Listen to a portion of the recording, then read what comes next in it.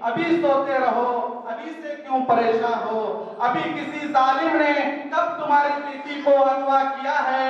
उस इशू को हम क्वेश्चन नहीं करते। शर्म आती है यहाँ के संगठनों के ऊपर, यहाँ के नेताओं के ऊपर। ರೌಡಿಸಂ ಮಾಡ್ತಾರ, ಮತ್ತೆ ಹೋದ ರಸ್ತೆಯಲ್ಲಿ ಹುಡುಗಿಯರನ್ನ ಚುಡಾಯಿಸ್ತಾರ. ಇತ್ತಿತ್ತಲಾಗ ರಾಜಕಾರಣಿಗಳು ಏನ್ ಮಾಡ್ತಾ ಇದಾರ, ತಮ್ಮ ಸ್ವಾರ್ಥಕ್ಕಾಗಿ ಈ ಜಾತಿಗಳನ್ನು ಬೆಳಿತಾರ.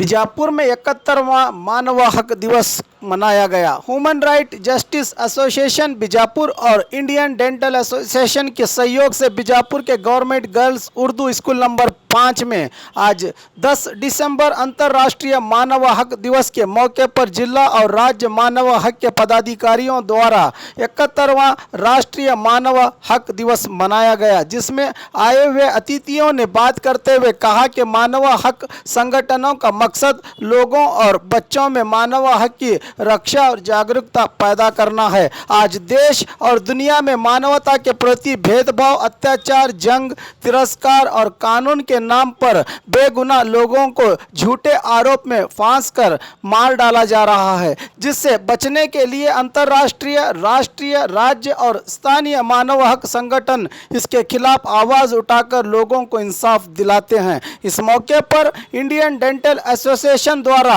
दांतों के प्रति जागरूकता पैदा करके बच्चों को फ्री डेंटल ओरल किट बांटे गए। इस प्रोग्राम में ह्यूमन राइट के अध्यक्ष दादा पीर बागमारे, जिला अध्यक्ष मुन्ना बख्शी, शकील बागमारे, एक्स कॉरपोरेटर प्रेमानंद बिरादर, भाषा बागमारे, इलियास सिद्दीकी, पीरा अगजबाड़, आनंद अवधी, डॉक्टर अफजल, नागरबोडी, अल्लाह बकश बागलकोट और कई दिग्गज रहे मौजूद।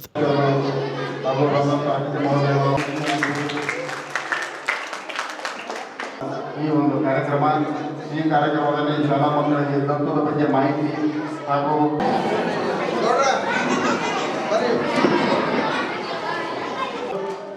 ಈ ಒಂದು ವಿಜಯಪುರ ಜಿಲ್ಲೆಯ ಉರ್ದು ಸ್ಕೂಲ್ನಲ್ಲಿ ಈ ಒಂದು ದಿನಾಚರಣೆಯನ್ನು ಅಚ್ಚುಕಟ್ಟಾಗಿ ವಿವಿಧ ಗಣ್ಯ ವ್ಯಕ್ತಿಗಳಿಗೆ ಕರೆತಂದು ವೇದಿಕೆ ಮೇಲೆ ಹಸೀನಾಗಿಸಿಕೊಂಡು ಈ ಒಂದು ಕಾರ್ಯಕ್ರಮವನ್ನು ಈ ಒಂದು ಒಳ್ಳೆಯ ರೀತಿಯಲ್ಲಿ ಕಾರ್ಯಕ್ರಮ ಹಮ್ಮಿಕೊಂಡಂತ ಈ ಒಂದು ಬಿಜಾಪುರ ಜಿಲ್ಲಾ ವುಮೆನ್ ರೈಟ್ಸ್ ಜಸ್ಟಿಸ್ ಅಸೋಸಿಯೇಷನ್ನ ಪದಾಧಿಕಾರಿಗಳಿಗೆ ನನ್ನ ಅಭಿನಂದನೆಗಳು. ಈ ಒಂದು ಕಾರ್ಯಕ್ರಮಕ್ಕೆ ನಮಗೆ ಮಾರ್ಗದರ್ಶನ ನೀಡಿದಂತ Altaf Sikrakar, Maharashtra women rights justice ಅಸೋಸಿಯೇಷನ್ನ ಅಧ್ಯಕ್ಷರು, ನಮ್ಮ ರಾಜ್ಯ ಅಧ್ಯಕ್ಷರಾದಂಥ ಭಾಗವಾನ್ ಸಾಹೇಬರಿಗೆ, ನಮಗೆ ಕುಲಕರ್ಣಿ ಅವರಿಗೆ ಮಹಾರಾಷ್ಟ್ರ ಸಾಂಗ್ಲಿಗೆ ಕಳಿಸಿ ಈ ಕಾರ್ಯಕ್ರಮದ ಬಗ್ಗೆ ವಿವರಣೆ ಹೇಳಿ ಮತ್ತು ಈ ಒಂದು ಸಮಿತಿಯ ಬಗ್ಗೆ ನಮಗೆ ತಿಳುವಳಿಕೆ ಹೇಳಿ, ಇದು ಒಂದು ಒಳ್ಳೆಯ ಸಂಘಟನೆ ಇದೆ, ರಾಷ್ಟ್ರ ಮಟ್ಟದಲ್ಲಿ ಈ ಸಂಘಟನೆಯನ್ನು ಗುರುತಿಸುವಂತ ಒಂದು ಕೆಲಸ ಆಗಿದೆ. आज international human right day celebration का 71 ईयर सेलिब्रेशन है जो वर्ल्ड वाइड मनाया जाता है। ह्यूमन राइट्स क्या है, इसकी परिभाषा क्या है? ह्यूमन राइट्स एक बच्चा पैदा होकर बड़े होने तक या एक मानव के यानी कि इंसान के जितने भी हुकूक है पैदा होने के बाद, चलना, फिरना, बोलना, freedom of speech, freedom of leave, freedom of food, ये हर चीज जो एक इंसान आजाद तौर पे कर सके, that is called human rights. तो क्वेश्चन करने की आदत सीखिए। आज हम लोग बहुत सारी परेशानियां झेल रहे हैं। सोशल वो परेशानी सोशल हो सकती है, पर्सनल हो सकती है, डोमेस्टिक हो सकती है, पॉलिटिकल हो सकती है, एडमिनिस्ट्रेटिव हो सकती है। लेकिन उस क्वेश्चन का सॉल्यूशन क्या है? हम लोग उस क्वेश्चन को, उस उस प्रॉब्लम को, उस इशू को हम क्वेश्चन नहीं करते। पहले तो तमाम यहाँ पे जो ह्यूमन राइट्स जस्टिस एसोसिएशन के तमाम मेंबरों को मैं मुबारकबाद देता हूँ, जो आपने जो जस्टिस, जो इंसानियत को के जो जुल्म पर आवाज उठाने के लिए आपने जो ये ह्यूमन राइट जस्टिस एसोसिएशन को लाया और पूरे कर्नाटक में आप इसके मेंबर के तौर पर एक हक की आवाज उठाने की जो कोशिश कर रहे हैं, जो जनता के ऊपर जो अत्याचार होते हैं, उन अत्याचार के खिलाफ ही ये ह्यूमन राइट जस्टिस इंशाअल्लाह बनेगी।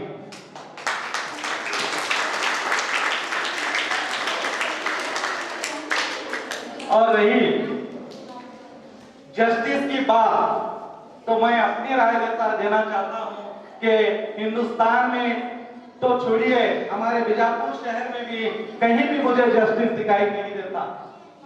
हर तरफ करप्शन का माहौल है, हर तरफ जो अधिकारी हैं वो अपने अधिकार में हम गरीबों को, गरीब जनता को दबाने की कोशिश कर रहे हैं।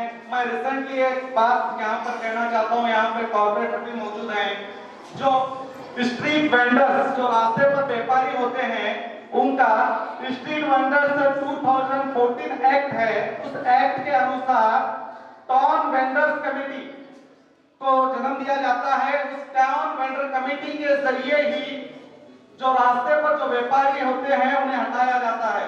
चाहे हमारे कॉर्पोरेटर बिरादर साहब को इसकी इत्तला होगी, मगर यहाँ पर प्रशासन जो है वो इलीगल तरीके से यहाँ के जो नेहरू मार्केट में जो व्यापारी थे उन व्यापारियों को हटा गया। वहां पर एक तबके के लोग नहीं थे, वहां पर हर तबके के लोग थे, चाहे वो एक तबके की भी हो। मैं समझता हूँ वो जस्टिस नहीं है, मगर उसके बावजूद भी मुझे शर्म आती है यहाँ के संगठनों के ऊपर, यहाँ के नेताओं के ऊपर, कोई भी उनके लिए वहां पर उनको सपोर्ट के लिए नहीं आया।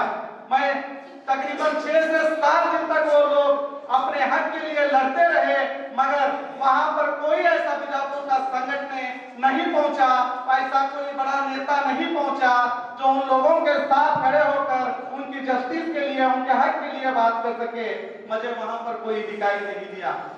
मैं उम्मीद करता हूं इस ह्यूमन राइट जस्टिस एसोसिएशन से कि अब जो आएंगे आगे इस तरह के लोग जो परेशान हैं, उन लोगों के लिए मैं उम्मीद करता हूं कि आप लोग आगे आएंगे और उनको जस्टिस इंसाफ दिलाने की कोशिश करेंगे।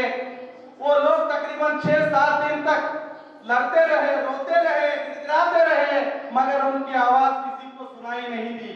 मैं यहाँ इस मंच से कहूंगा, जनाब हमारे डीसी वायस पाटिल साहब कुछ तो आगे आते कर उनको जस्टिस देने के लिए उन्होंने कुछ तो उनको जस्टिस दिया।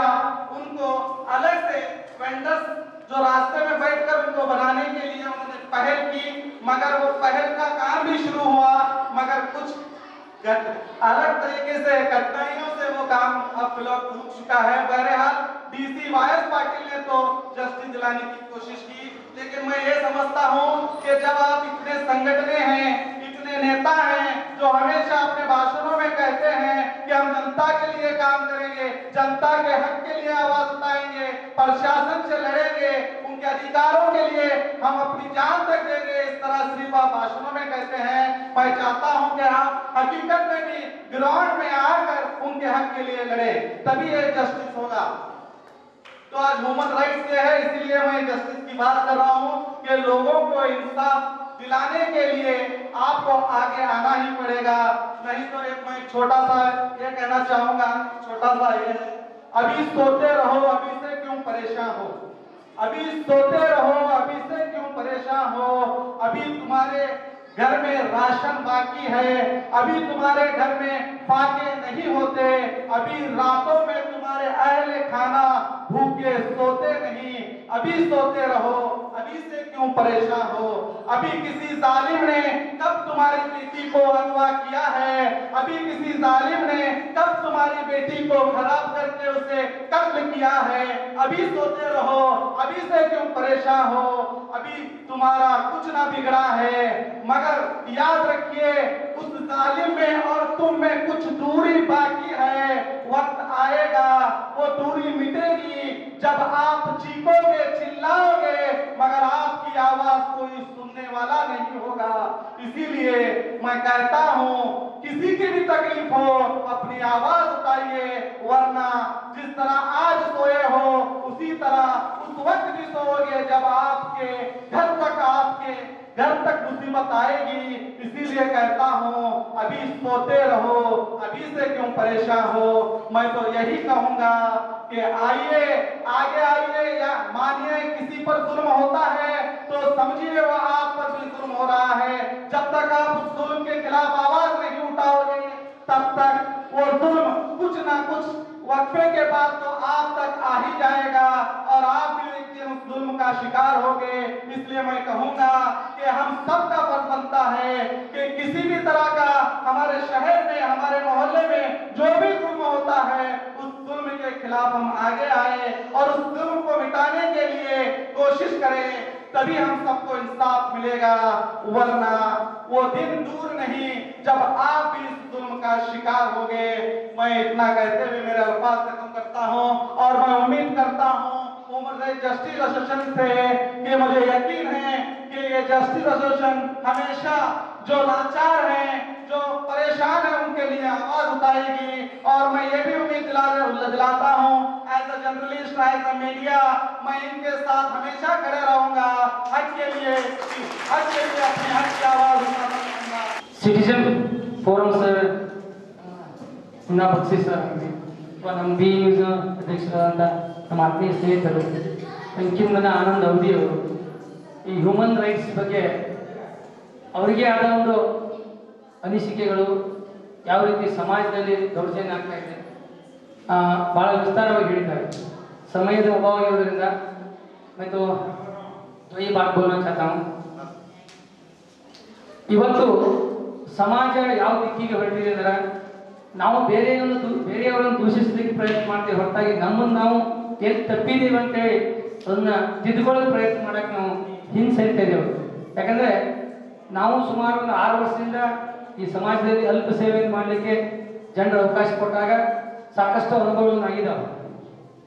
ಸರ್ ತಾವು ಹೇಳಿದಾಗೆ 2014ರಲ್ಲಿ ನಮ್ಮ ಬಡಾವಣೆಯಲ್ಲಿ ಜಲನಗರದಲ್ಲಿ ಕೈಪಲ್ಯ ಮಾರುವವರನ್ನ ಅಶಬ್ದಗಳಿಂದ ದೌರ್ಜನ್ಯ ಮಾಡಿ ಹಪ್ತ ವಸೂಲಿ ಮಾಡ್ತಿದ್ದಾರೆ. ಅದಕ್ಕೆ ಏನಂತ ಅಂದ್ರೆ ನಮ್ಮ ಕಾರ್ಪೊರೇಷನ್ ವತಿಯಿಂದ ಅವರಿಗೆ ಚೀಟಿ ಕೊಡ್ತಿದ್ರು, 5 ರೂಪೀಸ್ ಒಂದು ಬುಟ್ಟಿಗೆ ಅಂತ. ನಮಗೆಲ್ಲ ಗೊತ್ತಿದೆ, ಅಗಸ್ಟ್ರವರಿಗೆ, ನಮ್ಮ ಸಿದ್ದಿಕ್ಕೆ, ನಮ್ಮ ಆತ್ಮೀಯ ಸ್ನೇಹಿತರಿಗೆ ಸಾಕಷ್ಟು ಸಲ ನಾವು ವಿರೋಧ ಮಾಡಿದಾಗ ನೀವು ಹೇಳಿದಾಗ ನಾಟ್ ಓನ್ಲಿ 1 ಪರ್ಸನ್, ಈ ಸೊಸೈಟಿಯಲ್ಲಿ ಫ್ರಮ್ 0 to 100 ಒಬ್ಬ ಪಿಯೂನ್ ಹಿಡಿದು ಅಧಿಕಾರಿವರೆಗೆ ತಮ್ಮ ಕಾರ್ಯವ್ಯಾಪ್ತಿಯಲ್ಲಿ ನ್ಯಾಯಯುತವಾಗಿ ಕೆಲಸ ಮಾಡೋದು ಮಾತ್ರ ಸಮಾಜಕ್ಕೆ ಒಂದು ಗೌರವ ಕೆಲಸ ಆಗಕ್ಕೆ ಸಾಧ್ಯ. ಯಾಕಂದ್ರೆ 4 ಮಂದಿ ಮಾಡೋದು, 4 ಮಂದಿ ಕಳಿಸೋದು, ಆ 4 ಮಂದಿ ಕಳಿಸೋದು, ಇನ್ನೊಬ್ಬ ಡೈವರ್ಟ್ ಮಾಡೋದು, ಆ ಒಬ್ಬನಿಗೆ ಕಳಿಸಿ ಇನ್ನೊಬ್ಬನ ಸೇರಿಸೋದು, ಈ ರೀತಿ ಸಮಾಜದಾಗ ಆದ್ರಿಂದ ಸಾಕಷ್ಟು ಒಳ್ಳೆಯ ಕೆಲಸಗಳನ್ನ ಆಗಲಿಕ್ಕೆ ಅಡೆತಡೆ ಆಗ್ತಾವ ಅಂತ ಹೇಳಕ್ಕೆ ಇಚ್ಛೆ ಪಡ್ತೀನಿ. ಯಾಕಂದ್ರೆ ನಾನು ಸ್ವತಃ ಅಲ್ಲಿ ಟಿವಿ ನಲ್ಲಿ ಬಂದಿತ್ತು, ನಾನು ವಿರೋಧ ಮಾಡಿದೆ. ಏನಂತ, ಕೈಪಲ್ಯ ಮಾರುವವರು ಹಳ್ಳಿಯಿಂದ ಬರ್ತಕ್ಕಂಥವ್ರು ಕಡುಬಡವರು ಇರ್ತಾರೆ. ಇವತ್ತು ಎಲ್ಲ ಸಮುದಾಯಗಳಲ್ಲಿ ಇದೇ ಒಬ್ಬರೇ ಒಳಗೆ ಕೈಪಲ್ಯ ಅಂಥವ್ರು ನೀವು ಇಷ್ಟೇ ತಗೋಬೇಕಂತ ಇದ್ದಾಗ 2 ಪಟ್ಟು ತಗೊಳ್ಳೋದಾಗಲಿ, ಅವ್ರಿಗೆ ಮಾತಾಡೋದಾಗಲಿ, ಶಬ್ದಗಳನ್ನು ಅಶ್ಲೀಲ ಶಬ್ದಗೊಳಿಸೋದಾಗಲಿ, ಇದರಿಂದ ಅವ್ರಿಗೆ ನೋವಾಗೋದು ಹೊರತಾಗಿ ನಿಮಗೇನು ಸಿಗೋಂಗಿಲ್ಲ. ದುಡ್ಡು ಅಷ್ಟೇ ಸಿಗ್ತದೆ ಅಷ್ಟೇ. ಆ ದುಡ್ಡಿನ ಸಲುವಾಗಿ ಒಬ್ಬರ ಮನಸ್ಸು ನೋಯಿಸೋದಾಗಲಿ ಅಥವಾ ನಾವು ನಡವಳಿಕೆಯನ್ನು ನಾವು ಆ ರೀತಿ ನಡ್ಕೊಳ್ಳೋದಾಗಲಿ ಇದು ಸಮಾಜಕ್ಕೆ ಒಳ್ಳೆಯದಲ್ಲ, ನಮ್ಮ ವ್ಯಕ್ತಿಗತ ಒಳ್ಳೆಯದಲ್ಲ. ಆದ ಕಾರಣ ಬರುವಂಥ ದಿನಗಳಲ್ಲಿ ಮುದ್ದು ಮಕ್ಕಳು ಸಾಕಷ್ಟು ಇದ್ದಾರೆ. ನಾವು ಈ ರೀತಿ ಮಾತಾಡೋದು ಬಹುತೇಕ ಗೊತ್ತಾಗೋದಿಲ್ಲ. ನಾವು ಪಾಲಕರು ಏನ್ ಮಾಡ್ಬೇಕಪ್ಪ ಅಂದ್ರೆ ಮನೆಯಲ್ಲಿ ನಮ್ಮ ಸಂಸ್ಕಾರ, ಈಗ ನೋಡ್ತೀರಿ ನೀವು ಈಗೆಲ್ಲ ಹೇಳಿದ್ರು ಅತ್ಯಾಚಾರ ಆಗ್ತಾ ಇದಾವ, ರೌಡಿಸಮ್ ಮಾಡ್ತಾರ, ಮತ್ತು ಹೋದ ರಸ್ತೆಯಲ್ಲಿ ಹುಡುಗಿಯರನ್ನ ಚುಡಾಯಿಸ್ತಾರ. ಇವೆಲ್ಲ ಯಾಕೆ ಆಗ್ತಾವಂತ ಸ್ವಲ್ಪ ನಾವು ಆತ್ಮಾವಲೋಕನ ಮಾಡಿಕೊಂಡಾಗ 2-3 ರೀತಿ ವಿಧಾನ, ಒಂದು ವಿಧಾನ ಇಲ್ಲ, 2-3 ರೀತಿ ವಿಧಾನ. ಏನು 2-3 ರೀತಿ ವಿಧಾನ ಅಂದ್ರೆ ನಾವು ಮೊದಲಾಗಿ ತಿಳ್ಕೊಬೇಕಾಗಿತ್ತು, ಟಿವಿಗಳನ್ನ ನಾವು ಮಕ್ಕಳಿಗೆ ನೋಡ್ಲಿಕ್ಕೆ ಬಿಡೋದೇ ಫಸ್ಟ್ ಆಫ್ ಆಲ್ ತಪ್ಪು. ಟಿವಿ ಮಾಧ್ಯಮಗಳು ಏನಾಗಿರ್ತೀರ ಅಂದ್ರೆ ಸಾಕಷ್ಟು ಸಲ ನೋಡಿ ನಾವು ಮಾಧ್ಯಮಗಳು ಒಳ್ಳೆಯ ಕೆಲಸ, ಒಳ್ಳೆಯ ವಿಚಾರಗಳನ್ನ ಹೇಳೋದು, ಅದರ ಜೊತೆಯಾಗಿ ಅಶ್ಲೀಲ ಚಿತ್ರಗಳನ್ನ ಬಿಡೋದು, ಟಿವಿಯಲ್ಲಿ ಬಿಡೋದಾಗಲಿ ಅಥವಾ ಅಶ್ಲೀಲ ಶಬ್ದಗಳನ್ನು ಮಾತಾಡುವಾಗ ಪಾಲಕರು ಅವರನ್ನು ಬೈದು ಬಿಟ್ಟು ಈ ರೀತಿ ಶಬ್ದಗಳನ್ನು ಬಳಸೋದಾಗಲಿ, ನಿನ್ನ ಶಾಲೆಯಲ್ಲಿ ನಿನ್ನ ಪಕ್ಕದ ಕೂತು ಹುಡುಗಿ ನಿಮ್ಮ ಅಕ್ಕ ತಂಗಿ ಅಂತ ತಿಳ್ಕೊಳ್ಳುವಂಥ ಭಾವನೆಗಳನ್ನು ಹೇಳುವುದಾಗಲಿ, ಅಲ್ಲಿವರೆಗೆ ನಾವು ಅದನ್ನು ಇನ್ಸಿಸ್ಟ್ ಮಾಡಂಗಿಲ್ಲ. ಎಲ್ಲಿವರೆಗೆ ನಾವು ಪಾಲಕರು ಮಕ್ಕಳನ್ನು ತಿದ್ದುಕೊಳ್ಳಂಗಿಲ್ಲ ಅಲ್ಲಿವರೆಗೆ ಮಕ್ಕಳಾಗಲಿ ಬೇರೆ ಇವೆಲ್ಲ ವಿಚಾರಿಗಳಾಗಲಿ ಅಥವಾ ಈ ರೀತಿ ಅತ್ಯಾಚಾರಗಳಾಗಲಿ ಆಗುವಂಥ ಲಕ್ಷಣಗಳು ಜಾಸ್ತಿ ಇರ್ತಾವ.